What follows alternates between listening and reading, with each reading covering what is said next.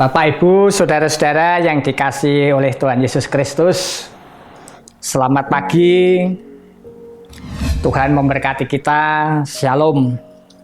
Sungguh kita patut bersyukur karena pagi hari ini kita masih bisa menikmati hari yang sangat luar biasa indah pemberian Tuhan untuk kita semua. Untuk kita dapat melangkah, untuk menjadi berkat bagi banyak orang, menjadi berkat bagi keluarga, dan menjadi berkat bagi kehidupan jemaat secara khusus. Oleh sebab itu kita patut mensyukuri semua pemberian-pemberian Tuhan dan kita melakukan sebagaimana Tuhan perintahkan untuk hidup kita. Nah, sebelum kita bersama-sama mendengarkan sabda Tuhan, mari kita akan minta bimbingan dan tuntunan Roh Kudus melalui doa. Mari saya hantarkan. Allah Bapa yang Maha Baik, sungguh kami sangat bersyukur oleh karena di pagi hari ini Engkau sudah memberkati kami untuk dapat menikmati hari yang baru. Setelah selama malam Engkau sudah memberkati istirahat kami, dan di pagi hari ini tanpa kekurangan apapun Engkau juga memampukan kami dengan segala kesegaran tubuh, jiwa, dan roh kami. Izinkan Tuhan sebelum kami memulai seluruh aktivitas kami sepanjang hari ini, kiranya Engkau menuntun dan memperbarui hidup kami dengan firman-Mu. Roh Kudus-Mu kiranya memampukan kami untuk dapat mengerti, memahami kehendak Tuhan, sehingga perjalanan kami sepanjang hari ini tidak hanya baik untuk kehidupan kami, tetapi bisa menjadi berkat di tempat kami berkarya, di tempat kami melakukan seluruh aktivitas kami masing-masing. Bersabdalah dan berfirmanlah, kami semua siap untuk mendengar, siap untuk melakukannya. Di dalam nama Tuhan Yesus kami naikkan puji syukur kami. Haleluya, haleluya, haleluya, amin.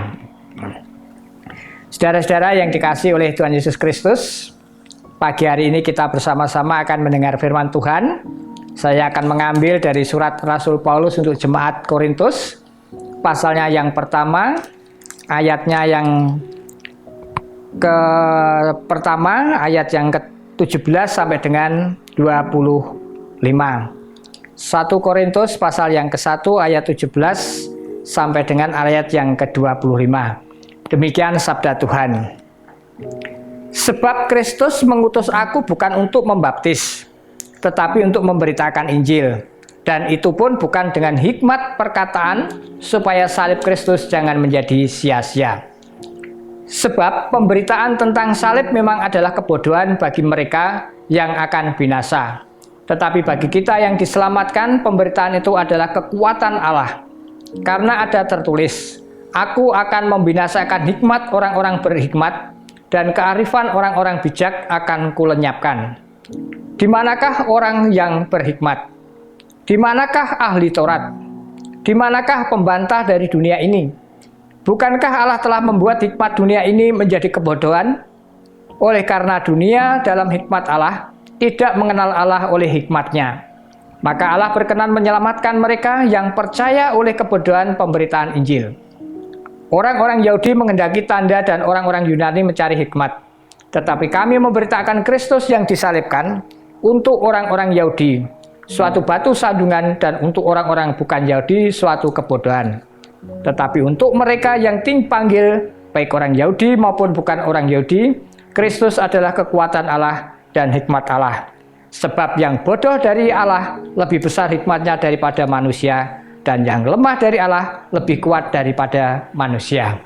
Demikian Bapak, Ibu, dan saudara-saudara yang berbahagia kita semua yang mau mendengarkan sabda Tuhan, yang memeliharanya, dan yang melakukan dalam perjalanan kehidupannya.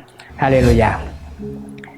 Bapak, Ibu, dan saudara-saudara yang dikasihi oleh Tuhan Yesus Kristus, ketika Rasul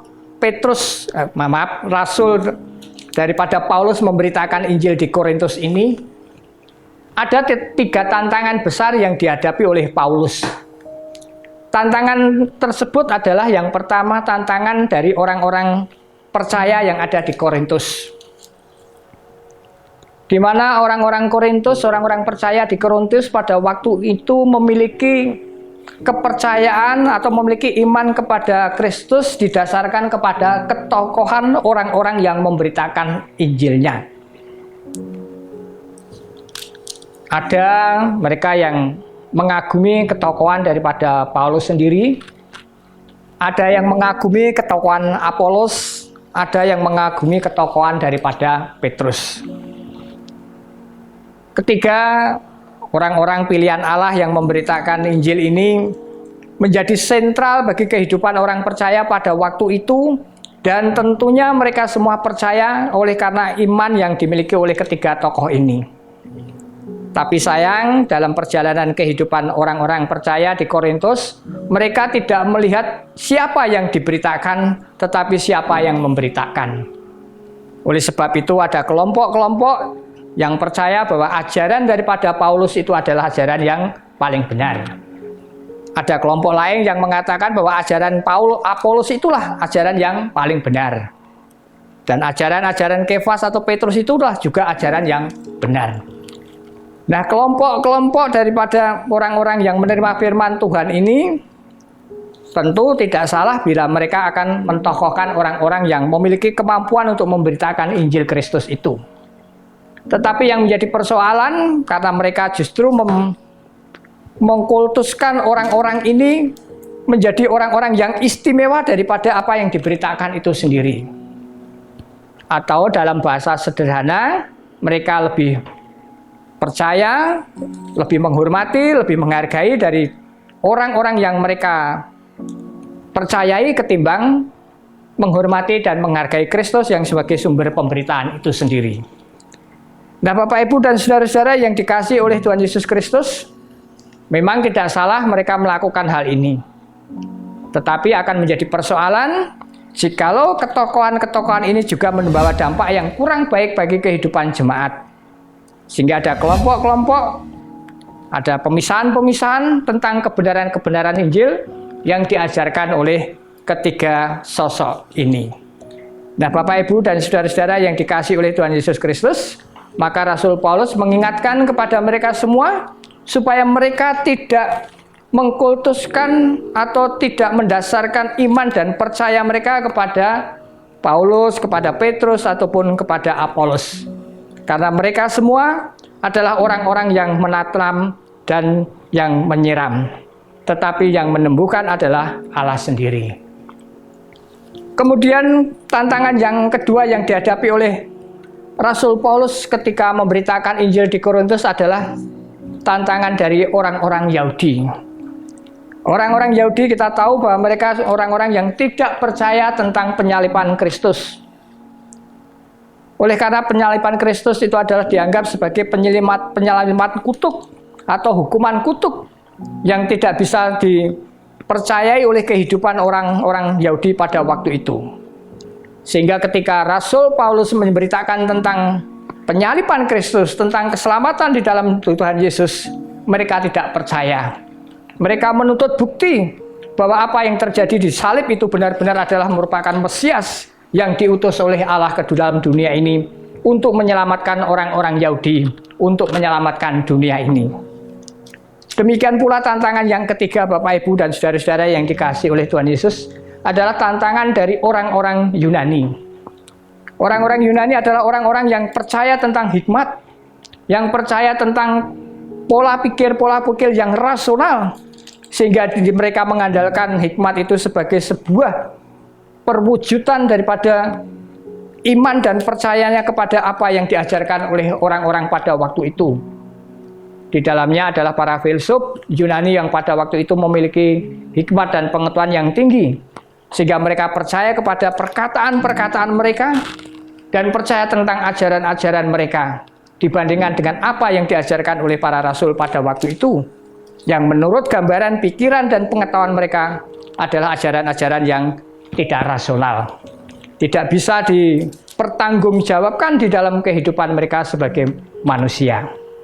Nah, Bapak, Ibu, dan saudara-saudara yang dikasihi oleh Tuhan Yesus Kristus, sebagai kelompok, sebagai orang-orang yang percaya kepada Tuhan, tentu di dalam lingkup keluarga kita, di dalam lingkup kehidupan berjamaat, tentu ada perbedaan-perbedaan pandangan, perbedaan-perbedaan tentang pengenalan dan tata cara kita melihat bagaimana karya keselamatan Tuhan itu ada di dalam kehidupan banyak orang, termasuk di dalamnya kepada orang-orang percaya.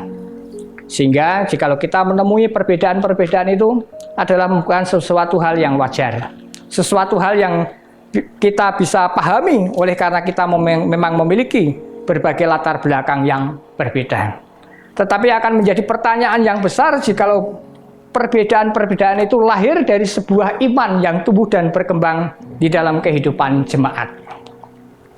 Bapak, Ibu, dan saudara-saudara yang dikasihi oleh Tuhan Yesus Kristus, kita tidak bisa menyangkal bahwa di antara kehidupan jemaat, di antara kehidupan gereja pun kita masih menemui bagaimana banyak di antara jemaat, banyak di antara orang-orang percaya yang juga memiliki ketokohan, memiliki figur yang bisa menjadi teladan dan contoh di dalam kehidupannya untuk membangun iman dan percayanya kepada Kristus. Dan itu tidak salah kalau kita mencontoh sikap dari tokoh-tokoh agama kita, tokoh-tokoh pemimpin kita, pendeta kita, majelis kita, atau orang-orang kita yang mungkin bisa kita teladani di dalam cara bertindak, cara berpikir, ataupun cara bertutur kata. Tetapi akan menjadi persoalan jikalau kita mengkultuskan orang tersebut menjadi sebuah keyakinan di dalam kehidupan kita. Sehingga kita kehilangan pola dasar atau pondasi iman kita untuk percaya kepada Kristus sebagai sumber yang harus kita percayai. Bapak, Ibu, dan saudara-saudara yang dikasihi oleh Tuhan Yesus Kristus, kita bisa melihat bagaimana gereja dapat pecah oleh karena sikap daripada sebagian orang yang mengkultuskan tokoh-tokoh mereka. Oleh sebab itu, Bapak, Ibu, dan saudara-saudara, kita sebagai orang percaya, boleh kita belajar banyak kepada orang-orang yang sudah mengajarkan tentang iman Kristus kepada kita. Tetapi sekali lagi, pusat daripada iman kita adalah kepada Kristus itu sendiri, dan bukan kepada tokoh-tokoh yang mengajarkan kepada kita. Belajar untuk mengerti dan memahami apa yang menjadi sarana bagi kehidupan kita bersama. Tokoh-tokoh agama kita, tokoh-tokoh rohaniawan kita, pendeta, majelis, dan lain sebagainya adalah orang-orang yang diberi mandat oleh Tuhan untuk menyatakan kabar sukacita, untuk menyatakan Kristus sebagai Tuhan dan Juru Selamat kita. Dan mereka semua adalah penanam-penanam dan penyiram-penyiram di dalam dunia ini. Tetapi semua terjadi dalam kehidupan kita oleh karena Tuhanlah yang menumbuhkan. Oleh sebab itu ya, kita semua sebagai orang percaya, sekali lagi kita jauhkan sikap-sikap kita untuk mengkultuskan setiap orang yang ada di dalam kehidupan untuk menjadi bagian yang tak terpisahkan dalam perjalanan iman kita. Melainkan pusat daripada keimanan kita adalah Kristus Yesus sebagai Tuhan dan Juru Selamat kita. Demikian Bapak, Ibu, dan saudara-saudara yang dikasihi oleh Tuhan Yesus Kristus, ketika kita membangun kehidupan kerohanian kita bersama dengan banyak orang, sekali lagi, kita percaya kepada Kristus, tidak hanya percaya melalui kehidupan-kehidupan kerohanian yang nyata di dalam dunia ini, yang dapat kita lihat, dapat kita saksikan, tetapi juga melalui kehidupan kerohanian kita secara tulus, walaupun kita tidak melihat. Apa yang bisa dilakukan oleh orang-orang Yahudi di Korintus pada waktu itu untuk meminta bukti bahwa Kristus benar-benar adalah Mesias, adalah merupakan sesuatu kesalahan bagi kehidupan iman kita. Dan kita semua hari ini juga harus belajar dari peristiwa itu, supaya kita tidak menuntut kepada sesuatu yang nyata yang dapat dilihat oleh mata daripada hidup kita, mata fisik kita, baru kita percaya kepada Tuhan Yesus. Kita dapat menjalani kehidupan iman kita setiap hari, setiap saat bersama-sama dengan Kristus, ketika kita melihat semuanya itu melalui hati kita dan menyerahkan sepenuhnya pertumbuhan rohani kita adalah melalui karya Roh Kudus. Sehingga walaupun kita tidak melihat siapa itu Tuhan Yesus, namun kita tetap memiliki kepercayaan bahwa Yesus itu ada dan menjadi juru selamat saudara dan saya. Bapak, Ibu, dan saudara-saudara yang dikasihi oleh Tuhan Yesus Kristus, demikian pula langkah yang ketiga. Kita pun tidak perlu menggunakan kekuatan-kekuatan logika kita, pengetahuan kita, dan kemampuan-kemampuan olah pikir kita untuk dapat menerima Kristus itu. Tetapi sekali lagi melalui keyakinan yang tulus dan ikhlas, kita menyatakan bahwa Kristus itu memang ada dan tetap menjadi juru selamat kita. Supaya kita tidak terombang-ambingkan dengan keadaan dan situasi yang terjadi di dalam dan kehidupan di luar kehidupan iman kita. Percaya dengan logika, percaya dengan hikmat, dan percaya dengan kemampuan-kemampuan akal budi kita memang tidak salah. Tetapi yang menjadi persoalan jika semua itu harus menuntut bukti dan menuntut adanya sebuah kenyataan di dalam hidup kita. Itulah yang menjadi persoalan di dalam iman kita. Oleh sebab itu, mari gunakan kemampuan kita, akal budi kita, hikmat kita, dan kepandian kita untuk membangun iman yang lebih kuat, untuk membangun iman yang lebih tegas, dan membangun iman yang lebih mendapat meyakinkan kita semua bahwa Kristus adalah Juru Selamat dan yang menjadi Tuhan kita semua. Nah, Bapak, Ibu, dan saudara-saudara yang dikasihi oleh Tuhan Yesus Kristus, mari dengan renungan pagi hari ini yang sangat sederhana ini, kita bersama-sama akan selalu mengingat kembali akan segala kemurahan-kemurahan dan kebaikan Tuhan. Yang pertama, kita diajarkan supaya kita sekali lagi tidak bergantung kepada orang yang menyampaikan sabda Tuhan, tetapi bergantung kepada yang disampaikannya. Artinya kita tidak mengkultuskan orang-orang yang telah memberikan kehidupan iman kita, tetapi kita memfokuskan semua iman kita kepada Kristus yang menjadi sumber pemberitaan itu. Dan yang kedua, janganlah menuntut bukti di dalam kehidupan kita kepada Tuhan, supaya kita tidak menjadi orang-orang yang mencobai Tuhan, melainkan serahkanlah segala iman kita dan segala ketulusan itu melalui karya Roh Kudus, sehingga kita dapat melihat Yesus walaupun kita tidak bisa melihat dengan mata jasmani kita. Dan yang terakhir, gunakanlah logika, akal budi, hikmat, dan pengetahuan kita untuk memperkaya dan memperkuat iman kita, sehingga kita menjadi orang-orang yang senantiasa dipenuhi dengan hikmat Allah. Inilah pesan yang disampaikan oleh Rasul Paulus kepada saudara dan saya pagi hari ini, supaya saudara dan saya menjadi orang-orang yang militan di dalam mengakui Yesus sebagai Tuhan dan Juru Selamat kita. Tuhan memberkati. Amin. Mari kita berdoa. Bapa di surga, Allah yang maha baik, sungguh kami sangat bersyukur Tuhan, karena di pagi hari ini Engkau sudah membekali kami dengan sabda-Mu yang sangat luar biasa indah. Kami bersyukur karena Engkau sudah meyakinkan kami akan karya keselamatan-Mu melalui Tuhan kami Yesus Kristus di atas kayu salib. Dan biarlah semua ini akan menjadi sarana bagi kami, untuk kami menjadi pelayan-pelayan-Mu yang baik pula di dalam kehidupan kami, untuk menyatakan firman-Mu kepada dunia ini, sehingga kami semua tetap bisa menjadi garam dan terang. Jauhkan dari kesombongan dan tinggi hati di dalam setiap pribadi kami, melainkan semuanya biarlah orang berpusat kepada imannya kepada Kristus, dan bukan berpusat kepada kehidupan kami, dan berpusat kepada kehidupan orang-orang yang mengajarkan kepada kami. Terima kasih ya Bapa untuk semuanya. Mampukan kami semua Tuhan, untuk dapat menjalani kehidupan ini sesuai dengan rencana-Mu. Ampuni segala cacat, celah, dan dosa kami Tuhan. Jikalau sampai detik ini, kami belum bisa mewujudkan kasih-Mu atas seluruh kehidupan banyak orang di dunia ini.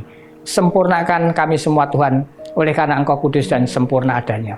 Terima kasih ya Bapa. Di dalam nama Tuhan kami Yesus Kristus kami naikkan puji syukur kami. Haleluya, haleluya, amin.